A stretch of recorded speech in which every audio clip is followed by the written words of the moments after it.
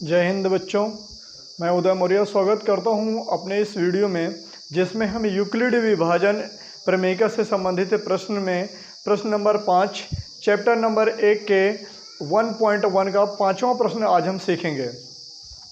देखिए पांचवा प्रश्न क्या है।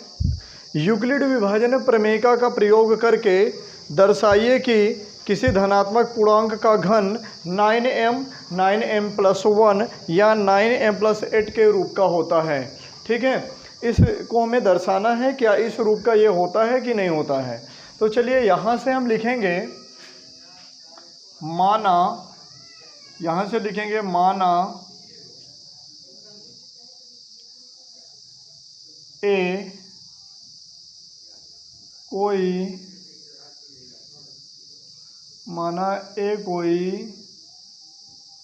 धनात्मक पूर्णांक है।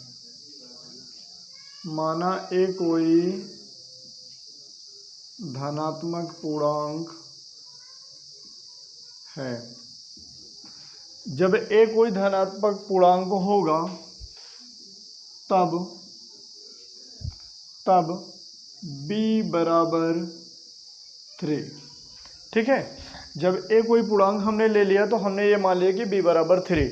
अब यहाँ पर कुछ बच्चों के मन में प्रश्न ये आएगा कि सर यहाँ पर 9m+1 और 9m+8 ये रूप बनाना था। हाँ बिल्कुल सही सोच रहे हो, हमें बनाना यही है, परंतु करना क्या है कि ये देखना है कि क्या जो यहाँ पर हम मान रख रहे हैं उसका कोई भी गुणा, या जैसे स्क्वायर करें, 3 का स्क्वायर करेंगे तो 9 आता है, या 3 की टेबल पढ़ें तो क्या हमें 9 मिलता है। अगर मिल रहा है तो हम उससे छोटा मान रख सकते हैं। जैसे अगर हमें यहाँ पर 4m दे देता, 4m+1 या 4m+8 इस रूप में अगर पूछता तो हम क्या करते हैं कि ऐसा नंबर लेते जिसका टेबल पढ़ने पर 4 मिल जाए।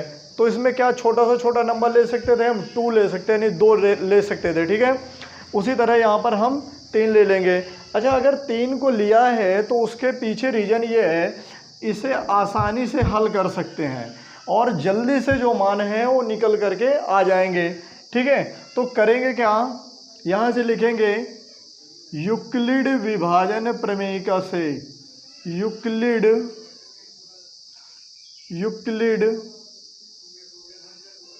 विभाजन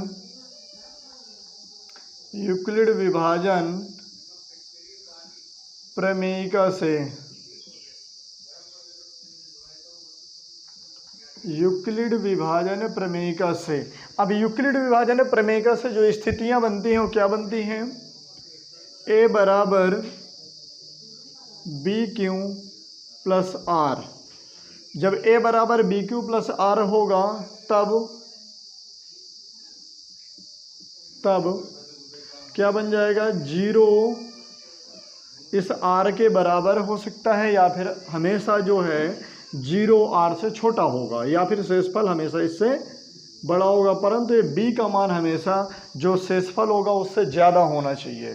ठीक है, तो जहाँ हम देखेंगे क्या कि अब यहाँ से हम क्या देख रहे हैं, इससे हमें ये निष्कर्ष निकलता है कि b बराबर अगर हमने 3 मानी है तो शेषफल जो होगा वो हमेशा b से छोटा ही होगा, अर्थात जो r होगा, r के संभावित मान 0, 1 या 2 ही हो सकते हैं, क्योंकि इस भाजक से ज़्यादा नहीं बड़े हो सकते हैं।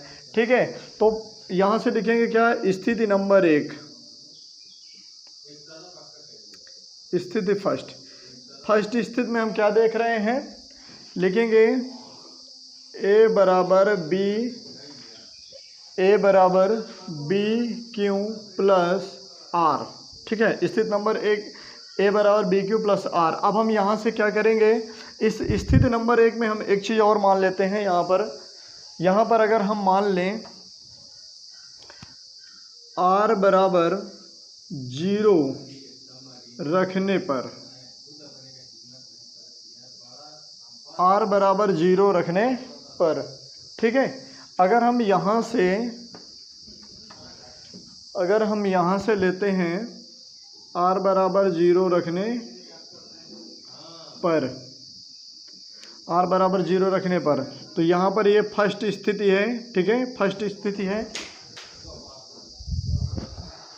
r बराबर 0 रखने पर। तो क्या हो जाएगा, a बराबर b की जगह अभी यहाँ से हम 3 लेंगे, तो ये हो जाएगा 3q प्लस 0, ठीक है। और इसे देखेंगे तो ये हो जाएगा a बराबर 3q हो जाएगा। अब यहाँ से क्या है, प्रश्न में दिया था घन करने पर, तो ये हो जाएगा दोनों पक्षों का घन करने पर, दोनों पक्षों का घन करने पर। अब यहाँ पर हम दोनों पक्षों का क्या करेंगे, घन करेंगे।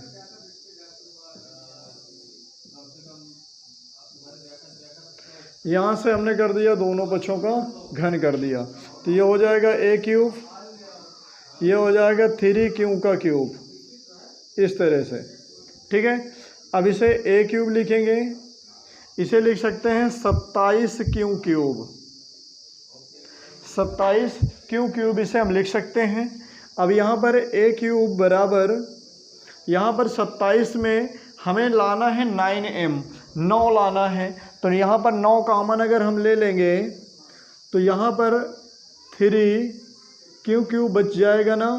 तो इस जो 3q क्यूब को जो ब्रैकेट के अंदर हमने लिखा है, इसको हम m मान सकते हैं। हम लिख देंगे माना 3q क्यूब बराबर m, ये इतना हम मान लेंगे।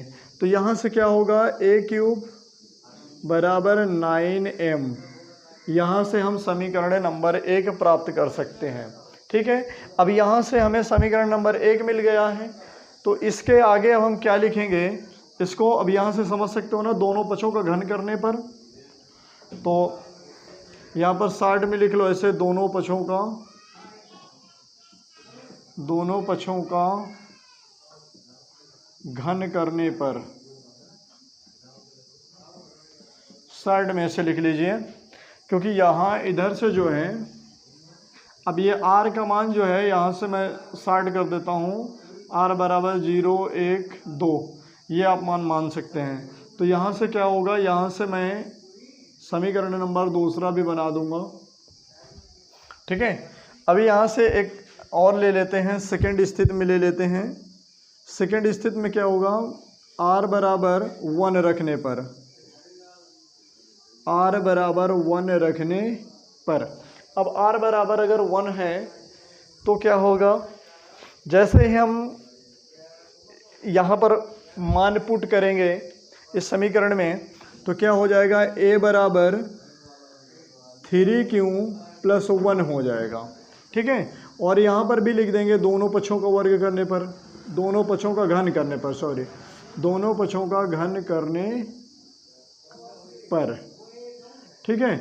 अब दोनों पक्षों का अगर हम यहाँ पर घन कर रहे हैं, तो ये हो जाएगा a³ बराबर, ये हो जाएगा a³ यानी 3q का क्यूब, b³ 1 का cube plus 3a² b, 3q 3a², 3 into 3q और इसका स्क्वायर इंटू 1 प्लस 3ab², है ना, 3 इंटू a यानी कि 3q और प्लस b² यानी 1 का स्क्वायर, ठीक है। चलो इसको और आगे यहाँ पर देख लेते हैं। a³ बराबर ये हो जाएगा 27q क्यूब,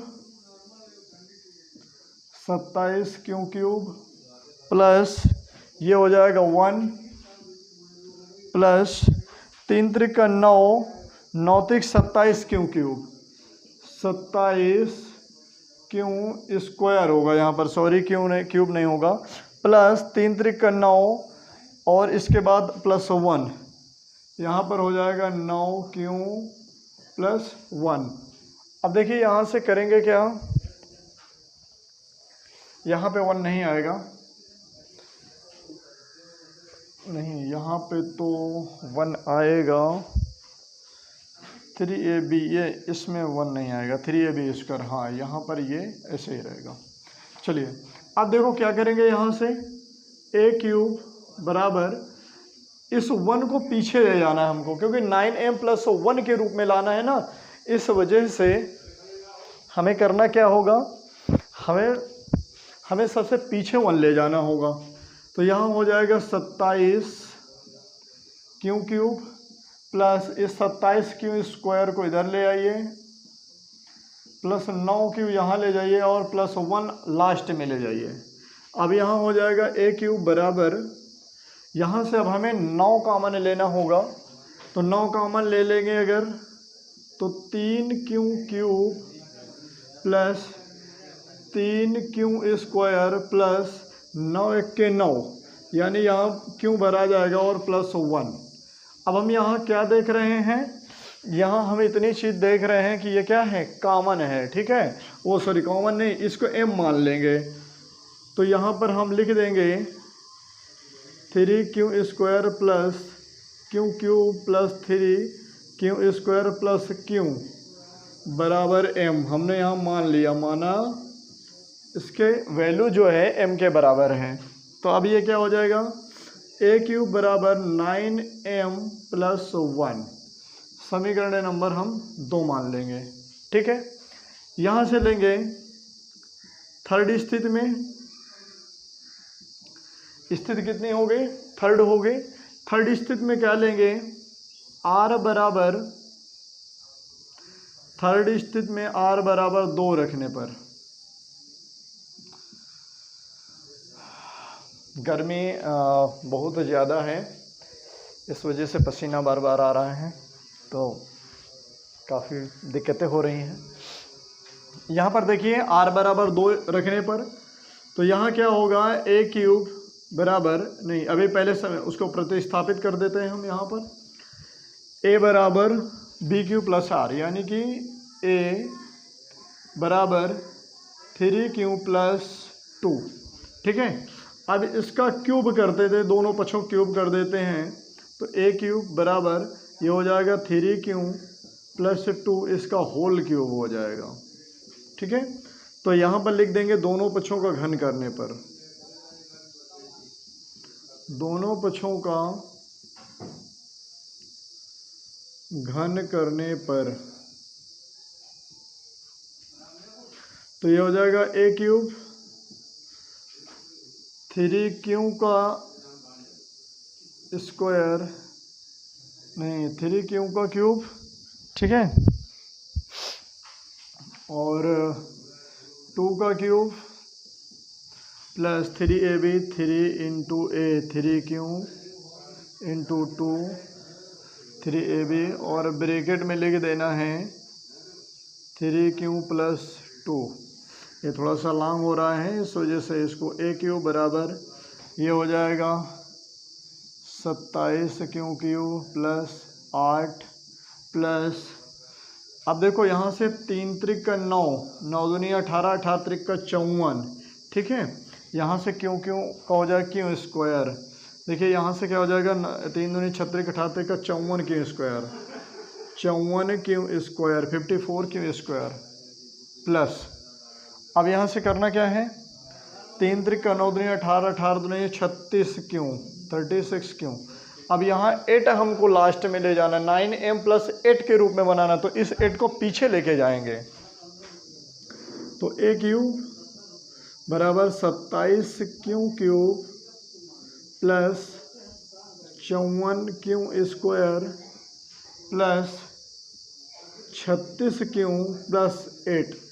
तो यहाँ देखेंगे क्या, a³ बराबर, यहाँ 9 कॉमन ले लेंगे, तो 3q³ यहाँ पर 6q² 9 × 54